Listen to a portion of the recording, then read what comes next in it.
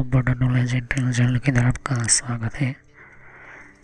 तो सर्वर की आज हम और नए टॉपिक की हम बात करते हैं। बेसिक हमारा मेन इंपॉर्टेंट सर्वर सिस्टम से बेसिक की प्लेलिस्ट में मैंने आपको सर्वर बेसिक समझा रहा हूँ, बता रहा हूँ। तो हमारा सर्वर जो होता है वो बहुत इम्पोर्टेंट होता है। सर्वर्स की टेक्नोलॉजी के अंदर मैंने आपको बहुत कुछ समझाया था। सर्वर वर्जन 8 का भी मैंने शुरुआत कर दी है, इसका भी यूज़ करते हैं हम। और सर्वर इंस्टॉलेशन करते वक्त आपको मेन इम्पोर्टेंट हमारे सिस्टम्स के अंदर आपको मैंने बताया था कि नेटवर्क के अंदर जब भी हम सर्वर बनाते हैं तो हमें इन सभी की चीज़ों की ज़रूरत पड़ती है। जैसे कभी भी जो है हमारा सर्वर जो होता है, डोमेन वगैरह जो होता है, ये परचेस करना, ये सब कुछ मैंने आपको बताया था। डोमेन का टाइप वगैरह बताया था, फेसर डोमेन, चाइल्ड डोमेन बताया था। तो जितने भी हैं हमारे परचेस करने होते, कुछ IP एड्रेस आपको रखना है और भी बहुत कुछ मैंने आपको समझाया था वन बाय वन करके। कुछ कंपनीज और भी बहुत सारी चीज़ें जो मैंने आपको समझाई थी। तो सर्वर नेम, IP एड्रेस और यहाँ पर बहुत सारी चीज़ें जो कम्युनिकेट के सर्टिफिकेट ऑर्गेनाइजेशन के अंदर आपको देखने को मिलती है। सर्वर सर्टिफिकेट्स मिलती है और पावर सिस्टम सर्वर्स के अंदर भी बताया था मैंने आपको। ओके, तो जितने भी हमारे कनेक्शन या कनेक्टिविटी मैंने आपको बताया था। ओके, आज हमारा जो वीडियो है वो इन टाइप्स के बारे में हम आगे समझेंगे। इसी टॉपिक को हम आगे निकालेंगे। तो प्राइमरी सर्वर क्या होता है, सेकेंडरी सर्वर क्या होता है, वो वीडियो जाकर देख लीजिए। पिछला वीडियो बहुत इंपॉर्टेंट है। हर यहाँ पर एप्लीकेशन सर्वर, बैकअप सर्वर क्या होता है। ओके, अब यहाँ पर हमारा मेन इम्पोर्टेंट ये कि जितने भी सर्वर कनेक्शन की टाइप्स, उसके सेटअप वगैरह कैसे करने होते हैं, ये एक ओवरव्यू है। फिर मैं डिटेल में समझाऊंगा आगे जाके। वैसे तो नेटवर्क में बहुत कुछ मैंने आपको समझा दिया था, लेकिन अभी जो है ये मेन हमारा सिस्टम से, मेन कनेक्टिविटी सिस्टम से, जिसके अंदर बहुत कुछ आपको वन बाय वन सभी चीज़ें देखने को मिल जाएगी।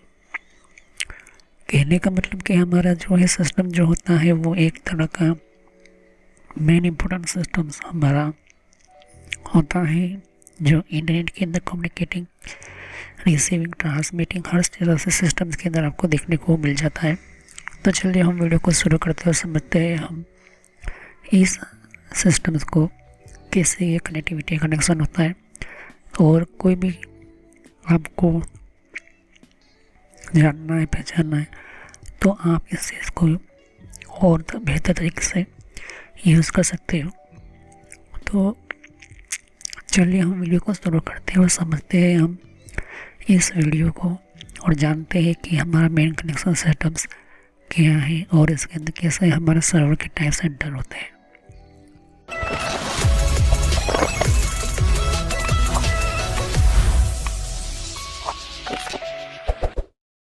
तो friend, computer knowledge internal channel के अंदर मैं वीडियो शुरू करने से पहले मेरी चैनल की आपकी पूरी जानकारी देना चाहता हूँ।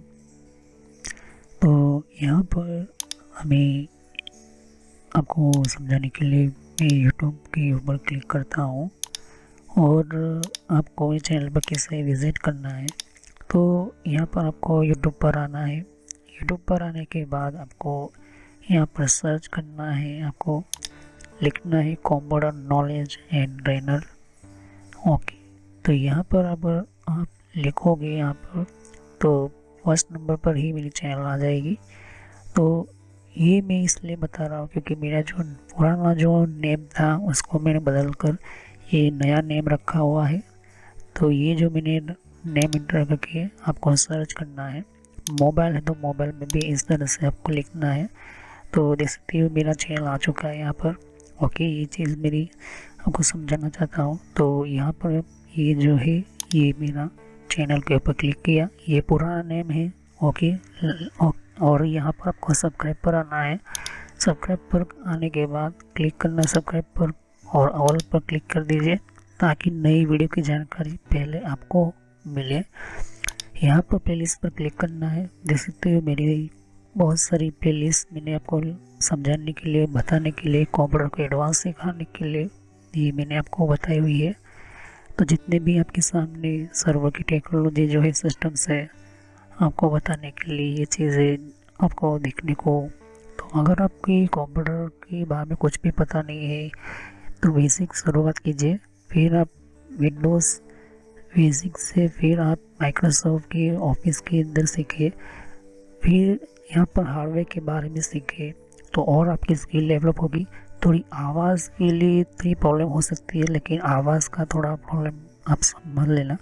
नेटवर्क के अंदर आप देख सकते हो कि नेटवर्क के अंदर भी आपको पूरी जानकारी मिलेगी, नेटवर्क क्या है, नेटवर्क कैसे यूज़ होता है, कंप्यूटर के नेटवर्क की अच्छी तरह से जानकारी नहीं देख सकते हो।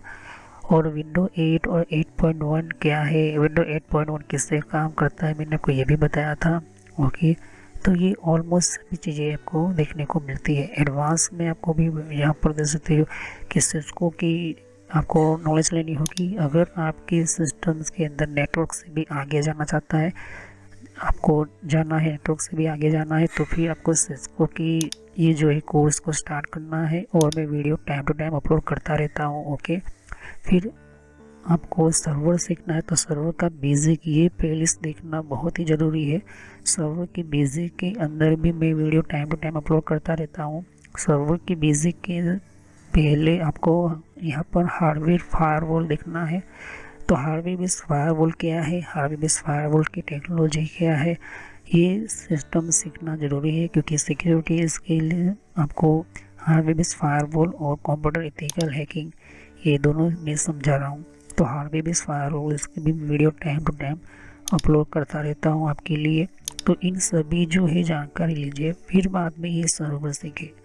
तो सर्वर के ऊपर क्लिक करता हूँ और देख सकते हैं कि सर्वर की जो है बेसिक जितनी भी प्लेलिस्ट के अंदर वीडियो है वो बेसिक आप समझे, उसके बिना जो है सर्वर आप समझ नहीं पाओगे। सर्वर की टेक्नोलॉजी, सर्वर का बेसिक, सर्वर का नॉलेज, सर्वर का सिस्टम्स, हर चीज़ जो है मैंने आपको समझाने की एडवांस लेवल पर समझाने की कोशिश की है, ओके। तो सर्वर के बाद ये चीज़ देखने के बाद जिनको विंडोज सर्वर वर्जन 8 समझना है, विंडोज सर्वर वर्जन 12 समझना है, तो विंडोज सर्वर वर्जन 12 की भी video time to time upload करता रहता हूँ, ओके। ये विंडोज सर्वर वर्जन 12 की प्लेलिस्ट है। सर्वर की हार्डवेयर की भी प्लेलिस्ट है। सर्वर के अंदर भी मैं जो है हार्डवेयर के अंदर अलग अलग video time to time upload करता रहता हूँ, ओके। तो यहाँ पर आप देख सकते हो कि कुछ आपको और भी स्काइप वगैरह है, इन सभी की कंट्रोल पैनल की भी आप नॉलेज ले सकते हो। थोड़ी बहुत आपको आवाज़ की दिक्कत हो जाएगी, लेकिन वो आप अपने हिसाब से जो है ध्यान से समझे। और यहाँ पर वीडियोस अगर आप देखोगे तो यहाँ पर और भी मैं जो है लेटेस्ट वीडियो अपलोड करता रहता हूँ। तो सभी वीडियोस की जानकारी अच्छी तरह से लीजिए, समझे, वरना आपको पता नहीं चलेगा कि किस तरह से आपको जो है पढ़ना है। तो ये मैसेज जो मैं इसलिए देता हूँ ताकि आपको कोई प्रॉब्लम ना हो, कोई दिक्कत ना हो। तो ये आपको समझाने के लिए ही मैं जो है यहाँ पर समझा रहा हूँ कि किस तरह से आपको जो है फॉलो करना है। तो चलिए वीडियो को शुरू करते और समझते हैं। तो यहाँ पर main connection, setup, outside and inside fibre systems आपको देखने को ऑलमोस्ट मिल जाता है। तो कब ये क्या है आउटसाइड और इनसाइड का मतलब कि ऐसे कनेक्शन जिसके अंदर आपका main important part of your internet या कम्युनिकेटिंग या डेटा ट्रांसमिटिंग की हम बात करते हैं। तो ये चीज़ें जो है आपको ऑलमोस्ट ये चीज़ मिलती है, जिनमें अगर आप कोई भी इंटरनेट लेते हो या कोई भी सिस्टम लेते हो, हमेशा फाइबर ही लिए, फाइबर ही सेटअप करें, फाइबर ही नेटवर्क का कनेक्टिविटी रखें, फाइबर ही आप वायर यूज़ करो, ये बहुत इंपॉर्टेंट है। तो जितना भी हमारा एसए कनेक्टर हो या एलसी कनेक्टर, जो भी आपका फाइबर आपको अच्छा लगे, लेकिन मेन चीज़ मैं कहूँगा कि आप सभी फाइबर की जानकारी ले लीजिए। सिंगल मोड फाइबर ऑप्टिकल क्या होता है, मल्टी मोड फाइबर ऑप्टिकल क्या होता है, उसके नंबर्स वगैरह सब कुछ जो है मैंने बताया हुआ था। ये ज़्यादा से ज़्यादा आप समझे। तो ये मैं क्यों कह रहा हूँ, क्योंकि अगर आप इंटरनेट चला रहे हो या फिर इंटरनेट पर जा रहे हो या जो भी आप फाइबर का नेटवर्क बना रहे हो, सर्वर्स बना रहे हो, पूरा टोटली फाइबर नेटवर्क बना रहे हो, तो उसका स्विच से लेकर एसएफपी से लेकर सारी चीज़ें जो है आपको पता होनी ज़रूरी है। सर्वर्स जो होते हैं वो कोई सिंपल लेवल पर सर्वर्स नहीं होते, बड़े हाई लेवल के सिस्टम्स के सर्वर्स जो होते हैं उनके लिए काफ़ी बेहतर इम्पोर्टेंट ये सिस्टम हमारे सामने होती हैं। सर्वर्स को चलाने के लिए, यूज़ करने के लिए हम इंटरनेट देते हैं, तो वो इंटरनेट कितना तेज़ होना चाहिए, और जहाँ से हमारा इंटरनेट आता है, ओके, जहाँ से हम इंटरनेट लेते हैं या फिर यूज़ करते हैं, तो वहाँ का बाहर का केबलिंग जो सिस्टम जो है परफेक्ट होना चाहिए, ओके। तो इस तरह से आपका कनेक्शन या कनेक्टिविटी इस तरह से फिटिंग में होना चाहिए। ऐसा नहीं कि ऊपर से केबल डाल दिया या ऊपर से केबल लटका दिया या ऊपर से केबल से उसको इस तरह से सेट किया। सर्वर का जो नेटवर्क का, इंटरनेट का जो भी कनेक्शन आपका आता है, जो भी इंटरनेट ले रहे हो, मिनिमम 2 कनेक्शन तो रखे ही, अगर आपके पास बजट है तो। और 1 Gbps तो आपकी कम से कम स्पीड होनी चाहिए। 1 Gbps जो होती है बहुत बढ़िया और इम्पोर्टेंट होती है। तो वो जो होता क्या है कि जैसे जैसे वो स्पीड डिवाइड होती जाएगी दूसरे सर्वर्स के बीच में, तो वो जो है आपकी कनेक्टिविटी या कनेक्शन के अंदर बेहतर तरीके से वो स्टेबल हो जाता है। स्टेबल का मतलब कि ऐसे सिस्टम जिसके अंदर आपकी स्पीड या कनेक्टिंग या फिर यू कह के कम्युनिकेट बहुत इंपॉर्टेंट होता है, ओके। तो अगर आप ध्यान से देखोगे तो यहाँ पर हमेशा कोई भी आप सिस्टम रखो तो जो अंडरग्राउंड से जो भी वायरिंग होती है वो वायरिंग ऊपर की ओर आती है, और ये फाइबर कनेक्शन से देखते फाइबर लाइन से। हमेशा याद रखिए कि फाइबर पर ही जाइए, फाइबर ही, जहाँ से ये बाहर से जो भी इंटरनेट का कनेक्शन आता है तो अंदर भी जो है आपका फाइबर ही ऑप्टिकल यूज़ करो, जिससे कि स्पीड जो होती है तेज़ रहे, आपकी फास्ट रहे। कॉपर में जो है ये पुरानी टेक्नोलॉजी है, ये कॉपर टेक्नोलॉजी जैसे जैसे आगे जाता है तो इसके इलेक्ट्रॉन जो होते हैं वीक होने लगते हैं और वहाँ से जो है प्रॉब्लम हो जाती है। तो कॉपर केबल की टेक्नोलॉजी में इतना अच्छा स्पीड नहीं मिलता है, ओके, जिसके अंदर हम ईथरनेट केबल बोलते हैं, RJ45 बोलते हैं। मैं हमेशा कहूँगा कि आप ऑप्टिकल लाइन, ऑप्टिकल सिस्टम्स के अंदर देखिए, तो ये देख रहे हैं आपके सामने केबल कनेक्टिविटी, LC कनेक्टर्स आपके सामने देखने को ऑलमोस्ट मिल जाता है।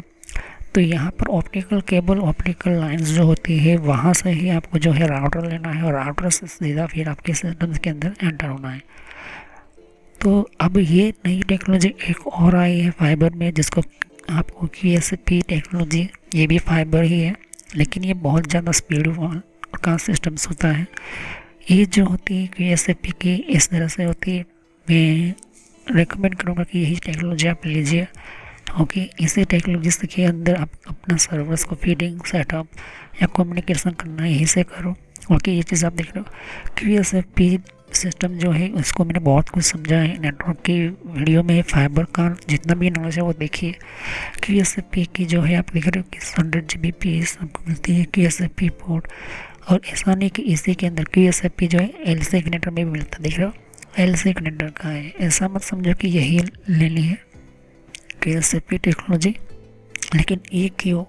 क्योंकि इसकी स्पीड जो है देख रहे हो 100 Gbps है, और ये सर्वर्स में आपको बेहतर तरीके से जो है बेनिफिट करती है, सर्वर्स के अंदर बेहतर तरीके से यूज़फुल होता है। अब यहाँ पर तो देख रहे हो यहाँ पर LC कनेक्टर जो होता है आपके सामने, ओके, LC कनेक्टिविटी जो होती है आपके दिख रहे हो यहाँ पर आपके LC सिस्टम्स के अंदर, LC कनेक्टिविटी सिस्टम्स के अंदर आपको ऑलमोस्ट जो है आपको देखने को मिल जाती है। कनेक्टिविटी कनेक्शन जो होता है या फिर यूज़फुल वर्कआउट होता है, ये जो है single mode fibre optical cable में बहुत अच्छा होता है, ओके। अगर मल्टी मोड रखना तो सिंगल मोड फाइबर ऑप्टिकल का यूज़ करते हैं, किस तरह से यूज़ करते हैं, और नेटवर्क की प्लेलिस्ट में जाइए, मेरे चैनल पर मिल जाएगा, आपको पता चल जाएगा। जैसे जैसे आप सिस्टम्स के अंदर जाते हो तो वो हर SFP की अपनी अपनी स्पीड होती है, अपनी अपनी, कोई 10 GB की, कोई 1 GB, मैं कहूँगा 40 या 16 GB, मतलब 65 GB तक का होना चाहिए, या 42 GB का मिनिमम ज़्यादा से ज़्यादा स्पीड होना चाहिए। इस तरह का SFP आप यूज़ करो।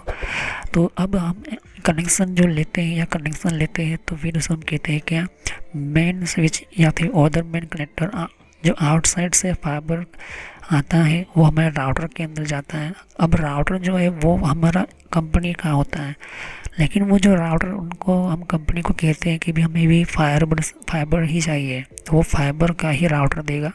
थोड़ी चार्ज वगैरह होता है, वो स्पीड जो है वो कम नहीं होनी चाहिए। फिर फाइबर का राउटर या फिर आप अपना भी खुद का राउटर लगा सकते हो, ऐसा नहीं कि उनका ही हो, तो आप खुद का भी अपना राउटर लगा सकते हो।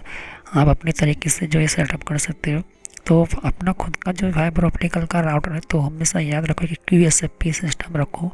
और बाहर से जो इंटरनेट का केबल आता है तो आप यूज़ कर सकते हो अपना खुद का QSFP सिस्टम। ओके, तो उसको कैसे कॉन्फ़िगर करना है मैंने कुछ CCNA ने बताया हुआ है।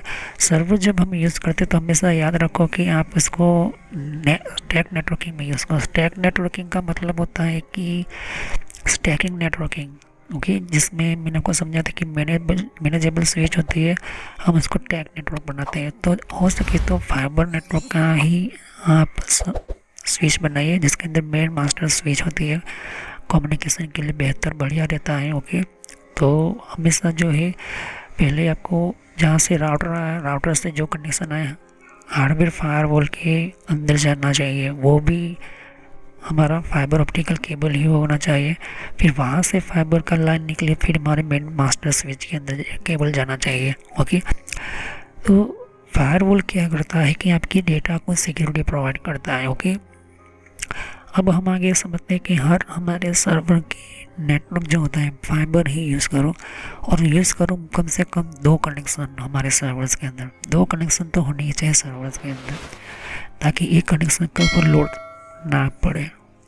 आप 3 भी रख सकते हो, 4 भी रख सकते हो, लेकिन 2 कनेक्शन तो होने ही चाहिए।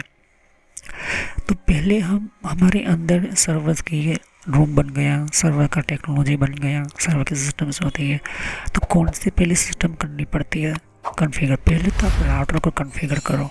ओके, राउटर कैसे आपको सही राउटिंग करवाना है, आपको प्रोटोकॉल, आपको कौन से IP एड्रेस वगैरह जो होती है वो दी गई है। वहाँ से फिर इंटरनेट चेक करो, इंटरनेट आ रहा है नहीं आ रहा है, ओके बढ़िया है।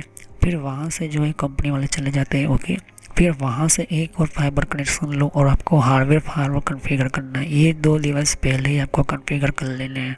ओके, कॉन्फ़िगर का मतलब कि उसके अंदर सेटिंग्स वगैरह। तो हार्डवेयर फायरवॉल कम्प्लीटली करने के बाद राउटर से जो एक केबल निकला है, हार्डवेयर फायरवॉल क्या है, किससे काम करता है, वो मैंने आपको हार्डवेयर की प्लेलिस्ट में समझा दिए थे। हार्डवेयर की प्लेलिस्ट के अंदर सब कुछ बता दिया था। तो हार्डवेयर की प्लेलिस्ट के अंदर ऑलमोस्ट जितना भी है मैंने आपको 1 बाय 1 सभी चीज़ें जो मैंने आपको बताई हुई थी।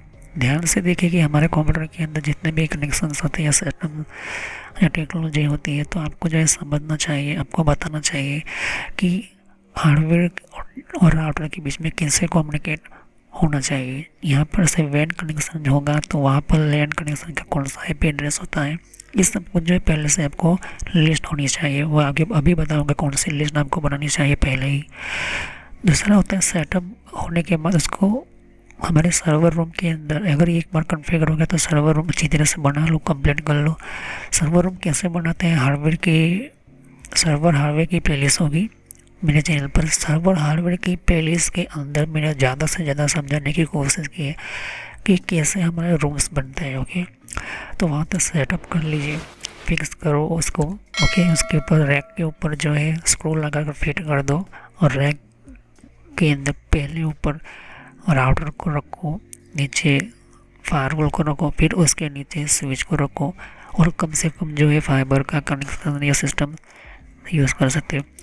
पूरी 6 नंबर का पूरी सिस्टम जो होती है, जहाँ से आपका पूरा कनेक्शन हर फ्लोर मान के चलते हैं कि 6 फ्लोर की बिल्डिंग है, हर फ्लोर के ऊपर 30-30 कंप्यूटर रखे हुए हैं, और हर डिपार्टमेंट से आपने केबल निकाला हुआ है। मैं हमेशा कहूँगा कि उन सभी के अंदर फाइबर ऑप्टिकल ही लाइन रखो, फाइबर ऑप्टिकल ही रखो सिस्टम। सभी के अंदर फाइबर रखो, तो जो भी फाइबर लाइन्स आ रही है, कनेक्शन आ रहा है, वो सब कुछ जो है वो कनेक्शन या कनेक्टिविटी जो है वो रैक के रूम के अंदर आ जाना चाहिए, सर्वर के रूम के अंदर आप कर लो। ये चीज़ें सेटअप करने के बाद ही ये सिस्टम्स करो।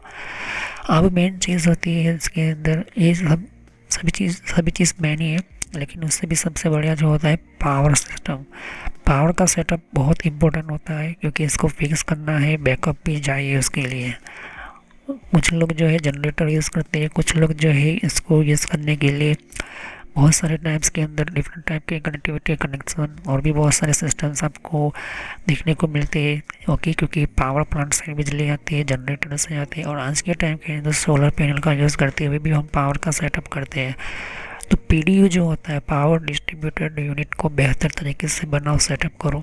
ध्यान रखें कि वहाँ पर कोई शॉर्ट सर्किट वगैरह ना हो, उसकी भी सेफ्टी होनी ज़रूरी है। ओके, तो वो सब कुछ जो मैं ऑलमोस्ट सर्वर की पावर स्टेशन या पावर लेवल्स पर मैंने आपको समझाया हुआ है। अब हमें किस तरह की लिस्ट बनानी चाहिए जब हम कोई भी सर्वर्स बनाते हैं, तो ओके, ये चीज़ ध्यान में रखें कि सर्वर ये सब कुछ बनाने से पहले, ये सब कुछ करने से पहले लिस्ट कौन कौन सी होनी चाहिए। पहली लिस्ट होती है हार्डवेयर की पार्ट की लिस्ट। अगर कोई सर्वर के अंदर हार्डवेयर की लिस्ट बनाना चाहते हो कि मुझे कौन कौन से, तो हार्डवेयर की प्लेलिस्ट आप देख लीजिए, सर्वर की हार्डवेयर की प्लेलिस्ट भी देख लीजिए। ये दो प्लेलिस्ट बहुत इंपॉर्टेंट है। तो पार्ट की लिस्ट आपको होनी चाहिए, कितने मॉनिटर होने चाहिए, कितने प्रोसेसर, रैम्स वगैरह, कौन कौन से, सब कुछ जो है आपको पता होना चाहिए। उस तरह से लिस्ट बनाओ पहले। दूसरा, prepaid hardware of server list. अपने जो भी हार्डवेयर लिए हैं सर्वर्स का, उसको कंप्लीट पूरा कर दो। कंप्लीट मतलब कि सही ढंग से उसको फिटिंग करो, सही ढंग से उसका प्रोसेसर डालो, फिर रैम, फिर हार्ड डिस्क वगैरह सब कुछ जो है वो आपको देखना ज़रूरी है।